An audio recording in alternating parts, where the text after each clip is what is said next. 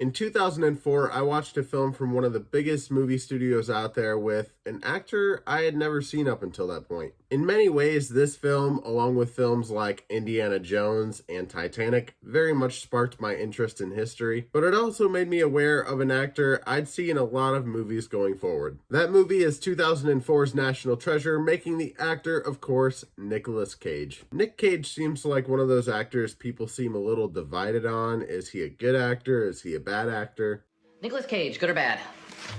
A challenge, certainly, but not unsolvable. There's people out there that see him as over the top, not having much range, possibly even overrated. Then there's those who really appreciate his authenticity, have seen his range in other films, and even think of him as underrated. So in this video today, I'm going to be talking about 6 Nick Cage movies in hopes of not just swaying the negative opinions, but also possibly bringing to light some of the roles that people might not be familiar with. And the last thing I should say before I start is that this is less of a review for each of these movies and more talking about the performance Nick Cage gives. But of course, I still have to talk about the movie in some way, shape, or form, so you're still going to get information about it. But let's not waste any more time. Without further ado, let's talk about some Nicolas Cage movies. Starting with National Treasure from 2004. Of course I had to talk about National Treasure, only going to be talking about the first one really. I love Nick Cage in this movie. It's the first Nick Cage movie I ever watched.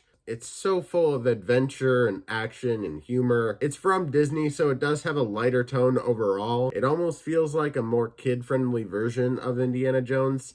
Indiana Jones is already pretty kid-friendly, but it can be a little suspenseful and a little violent at times. The plot of this movie, where they have to essentially steal the Declaration of Independence, sorry for spoiling that for anybody who hasn't seen it, but it's been out since 2004, so I think I have a little leeway here, but such a crazy plot for this movie, yet with Nick Cage, it works so well. In this movie, Nick Cage is quite stoic, but also has the adventurous, more humorous side that I was talking about. Nick Cage works really well with the supporting cast, and here you have some really great actors. The one that I really like him with in the movie is Justin Bartha as Riley Poole. Depending on how you feel about this movie, you're either going to love or hate Riley. He is kind of an annoying character, but at the same time, you kind of got to love him. Comedically, I think the two work really well together. Now, that's all I'm really going to say about the movie. I know I didn't get super deep with the plot or anything like that. Out of all the films I'm talking about today, this is the one I really just wanted to mention because, of course, it was the first Nick Cage movie I've ever watched. But I do think National Treasure would make a good video on its own since it spawned a sequel and also a series. So if that's something you'd like to see in the future, leave a comment down below letting me know. But at the end of the day, National Treasure is a very fun adventure film, has some fun humor to it, fun characters,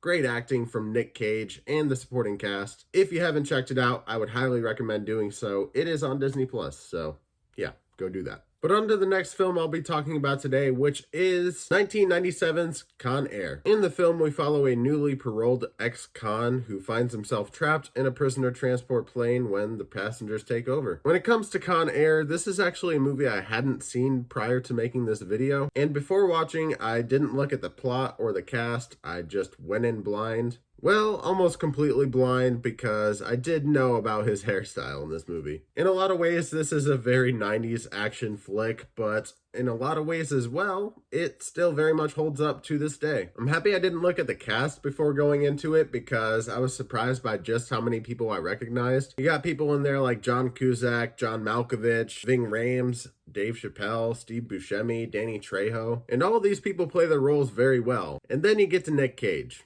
On the action side of things, Nick Cage is absolutely perfect in this movie. He pulls off the physicality. You completely buy him as this guy who has a soft side but is also a deadly weapon. But the thing that throws me off in this movie isn't his hair, it's his accent. He has a bit of a southern accent in this movie. I don't really think he pulled it off very well. It was very noticeable. I said, put the bunny back in the box. But I will say the further along the movie went, the less noticeable it became. At the end of the day, not my favorite movie, to be completely honest. I don't see myself watching this again anytime soon, but still enjoyed my time watching it. If you're in the mood for a fun action movie starring Nick Cage, this might be the movie for you. But on to the third film I'll be talking about, a film that was released just last year. It is 2022's The Unbearable Weight of Massive Talent. In the film, we follow Nick Cage playing a fictional version of Nick Cage, who gets invited to a birthday party by a rich superfan named Javi.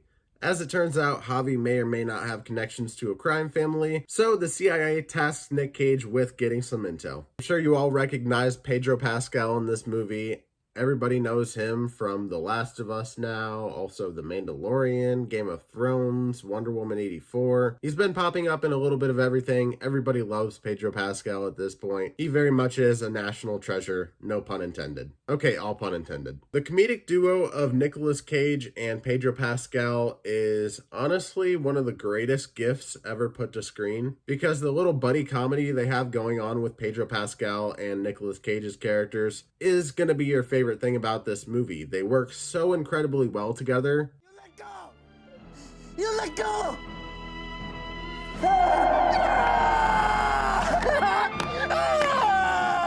Goodbye, Nicolas Cage. I'll never forget you, man. I'll never forget you. The whole CIA subplot in here is not my favorite, to be honest, but it adds something to the movie that it very much needs. Because without it, I really don't think there would be as much going on in the movie. It would basically just be about two guys hanging out, which would be fun, but not fun for everybody. Going back to what I said in the beginning about people thinking he might be over the top, in this film he very much is, but it serves the story in a lot of ways because he is supposed to be over the top, essentially playing the version of Nick Cage that everybody else sees. And that's something not a whole lot of actors get both the opportunity to do and have the willingness to do. And the fact that Nick Cage seemed to be so willing to do it in this film just goes to show how great of an actor he truly is. For anyone who's more of a fan of Nick Cage's comedic roles, or if you're a Nick Cage super fan, this is definitely the movie for you. They're going to reference one of your favorite Nick Cage movies at some point in the movie.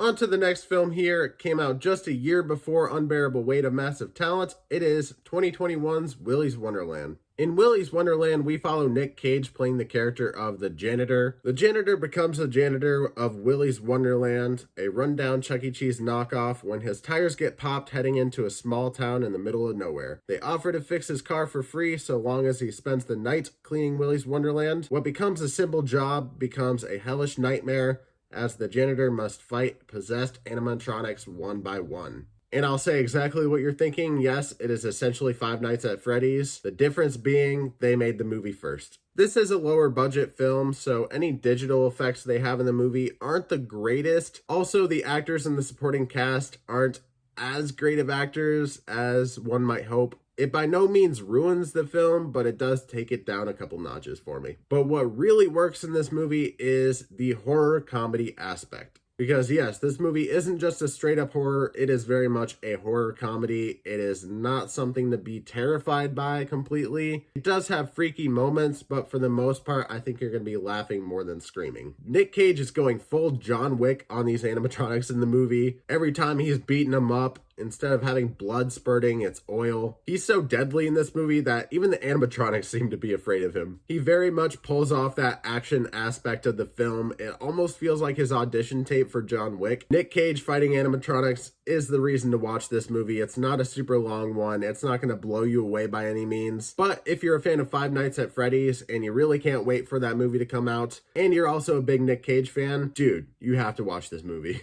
And if all of that didn't sound crazy enough, get this, Nick Cage doesn't say a single word the entire time. Without a doubt, he outacts everybody with not a single line of dialogue. But yeah, there you go, Willy's Wonderland. The second to last movie I'll be talking about today came out 2 years before Willy's Wonderland. It is 2019's Color Out of Space. This is the second and final film on this list that I had not seen prior to making this video. And in the film, we follow a family who lives on a secluded farm in the middle of the woods that gets struck by a meteorite, which has apocalyptic consequences for both them and possibly even the world. And from that description right there, you might think this is just a sci-fi movie. Oh my gosh, that is just scratching the surface. Because at its core, this movie is a straight up horror film. It is one of the scariest horror films I have ever watched. One of the most grotesque. Honestly, with this movie here, it's not a bad movie, but I wanted to turn it off so many times. For me with horror films, I don't often get scared because to a certain degree, I know that everything is fake. I like to suspend my disbelief and believe that it's not fake, but still when it comes to slasher movies, paranormal movies, what have you, they don't really freak me out all that much. But then you have this movie, which has some of the most messed up visuals I've ever seen in any movie ever. I don't want to watch this movie again, not because it was a horrible movie, but because honestly, I'm surprised I didn't have nightmares last night. Without spoiling too much, there's a lot of body horror in this movie, which for me, honestly, stuff like that, seeing blood, seeing guts, anything like that, it makes me feel sick.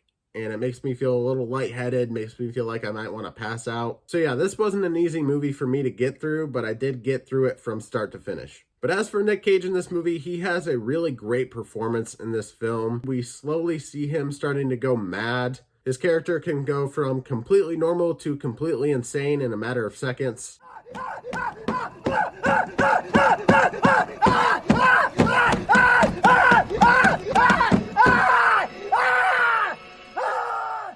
He brings a great performance to this movie. But yeah, this movie isn't for the faint of heart, so if you get freaked out by body horror, blood, guts, whatever it might be, this isn't the movie for you. But if that is for you, this is absolutely the movie you're going to want to watch. But now we have reached the end of the video, and it is time to talk about the last Nick Cage movie I'll be talking about today, and that is 1987's Raising Arizona. When I was in high school, I had a teacher where in their class they let us watch this movie here, and I'm saying it right now, that teacher has really good taste. Don't quote me on this, but I think that teacher also showed us Oh Brother, Where Art Thou, which is actually written and directed by the same directors of this movie here. Also wrote and directed Big Lebowski. Some of you might recognize the name when you hear it. It's made by the Coen brothers. But Raising Arizona is about an ex-con and an ex-cop who fall in love and want to start a family. Ed, the wife slash ex-cop, played flawlessly by Holly Hunter, finds out that she can't have children, and H.I., played by Nick Cage, is an ex-con, so he can't adopt. So out of desperation, this leads them to steal one of another family's quintuplets,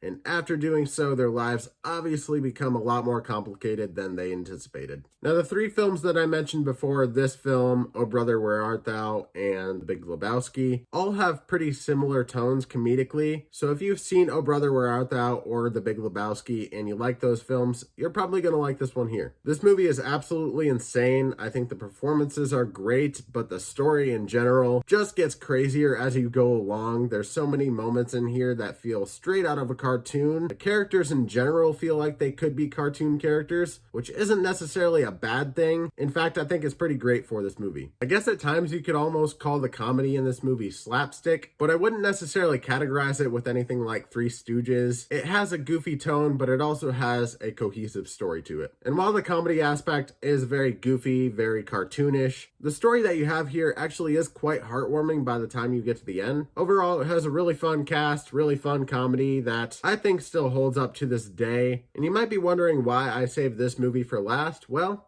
I have to say, Raising Arizona is my favorite Nick Cage movie. In my opinion, I was just saving the best for last. So yeah, I would highly recommend you guys check out 1987's Raising Arizona if you haven't already. It's both insane, but also wonderfully written. It has a great story, great characters that you're both going to love and hate at the same time. And it's made by writers and directors that I'd say I'm a very big fan of. But there you go, that's all I got for you. I talked about 6 Nicolas Cage movies, a couple of them that I hadn't seen before, and others that I had and just wanted to recommend. And I'm sure you folks already know, but I made this video in honor of a new Nick Cage movie coming out this week, Renfield. And in Renfield, we have Nicolas Cage playing the iconic character of Dracula. It's a horror comedy. Looks like it has a little bit of action sprinkled in there, maybe even a little bit of adventure. So like all the movies I talked about today, it looks like Renfield from 2023 has a little bit of everything. And no, I'm not talking about Renfield in this video. It will be its own separate video. My review for that should be coming out tomorrow as of posting this video here. So yeah, definitely keep your eyes peeled for that review. And before I wrap this video up, I actually wanted to talk about the title of this video, Let's Talk About. If you didn't notice, my video on The Room and The Disaster Artist also started with Let's Talk About. And essentially, Let's Talk About is a bit of a new series I'm doing here on the channel. It's basically there for when I want to talk about something without making a formal review. It also might not always be about a particular actor or even a particular director's movies. Could be about a series of movies, could be about a TV show, could be about a book, an album. The series is basically there for me to flex my creative muscles,